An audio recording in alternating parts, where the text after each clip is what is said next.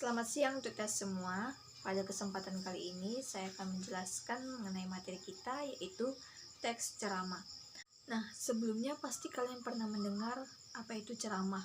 Bahkan kalian sering menyamakan antara ceramah dengan berkhotbah. Padahal ceramah dengan berkhotbah itu dua hal yang berbeda. Kalau ceramah itu sendiri merupakan pembicaraan di depan umum yang berisi penyampaian suatu informasi, pengetahuan, dan sebagainya. Nah, penceramah ini biasanya merupakan orang-orang yang memang menguasai bidang informasi yang akan ia sampaikan dalam ceramahnya.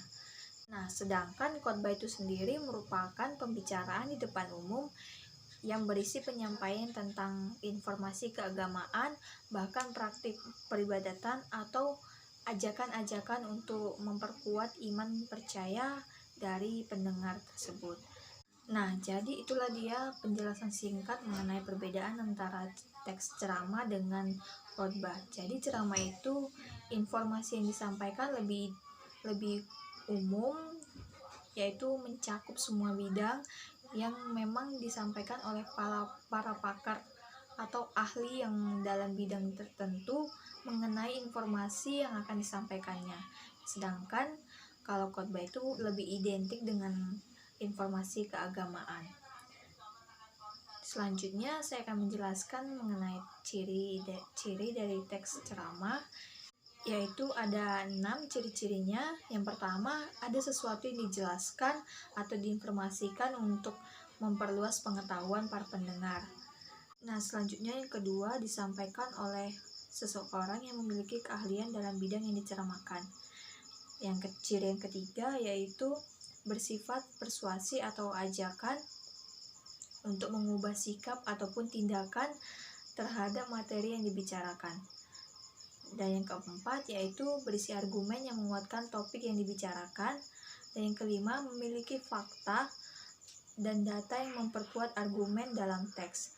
Dan yang terakhir, cirinya terdapat komunikasi dua atau banyak arah antara pembicaraan dan pendengar, yaitu berupa dialog, tanya jawab, kolom komentar pada tanggapan video jika daring, dan sebagainya. Itulah dia penjelasan dari ciri-ciri teks ceramah. Nah, selanjutnya saya akan menjelaskan mengenai unsur-unsur teks ceramah yang terdapat 5 unsur. Dan unsur pertama itu penceramah. Penceramah sendiri adalah orang yang melakukan kegiatan ceramah, dan penceramah itu harus orang yang memang memiliki kemampuan dalam bidang yang akan diceramahkan. Nah, yang kedua unsurnya pendengar. Pendengar merupakan penerima nasihat-nasihat yang disampaikan oleh penceramah. Dalam hal ini, pendengar bisa saja tidak terbatas status sosial, jenis kelamin, umur, maupun latar belakang. Unsur yang ketiga yaitu materi. Materi yang disampaikan dalam ceramah itu harus mampu membuat pendengar tergugah atau terdorong untuk melakukan nasihat-nasihat yang disampaikan oleh penceramah. Selain itu, materi hendaknya disusun secara sistematis sehingga materi yang disampaikan dapat diterima dengan baik oleh pendengar. Nah, unsur yang keempat yaitu metode ceramah. Metode ceramah adalah cara-cara yang digunakan seseorang untuk menyampaikan materi. Nah, metode ceramah yang digunakan ada 4. Yang pertama, impromptu, yaitu metode ceramah tanpa persiapan. Biasanya metode ini digunakan saat memang penceramah ini tidak ada persiapan sama sekali ataupun mendadak. Nah, metode yang kedua yaitu menghafal, yakni metode penceramah dengan persiapan, disiapkan materinya, kemudian dihafal, barulah disampaikan kepada pendengar. Nah, bagian yang ketiga yaitu metode membaca naskah. Jadi ceramah yang disampaikan oleh penceramah itu menggunakan naskah, tidak dihafal ataupun tidak diingat gitu, hanya mengandalkan dari teks naskah tersebut.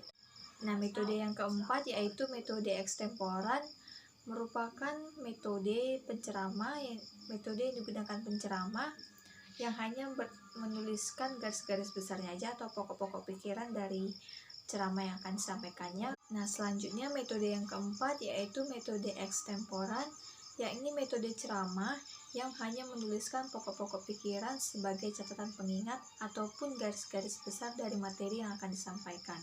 Selanjutnya, unsur yang kelima dari teks ceramah yaitu media ceramah. Media ceramah merupakan alat yang digunakan untuk menyampaikan materi kepada para pendengar.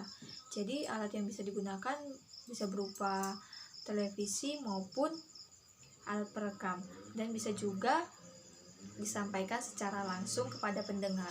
Jadi itulah dia ya tadi penjelasan mengenai unsur-unsur teks ceramah.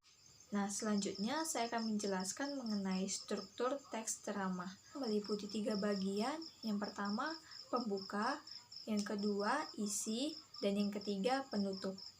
Nah, bagian pembuka ini atau tesis berisi pengenalan isu atau masalah, pengetahuan, hingga pandangan penceramah mengenai topik yang akan dibahas. Bagian ini sama dengan tesis dalam teks eksposisi. Nah, bagian yang kedua yaitu isi, berupa rangkaian argumen yang berkaitan dengan topik yang sedang dibahas oleh penceramah. Dan pada bagian ini biasanya mengemukakan berbagai fakta dan data yang memperkuat argumen-argumen yang disampaikan oleh penceramah tersebut.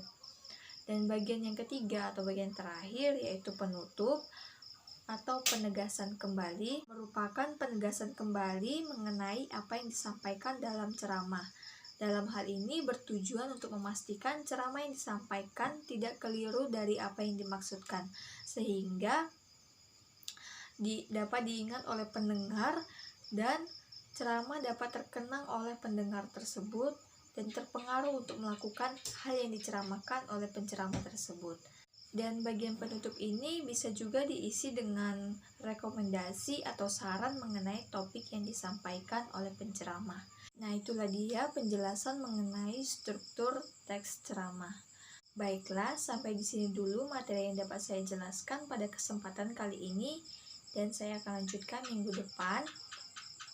Saya harap materi yang saya sampaikan bisa dapat kalian pahami dengan baik dan bisa bermanfaat untuk masa depan kalian. Terima kasih atas perhatiannya. Selamat siang.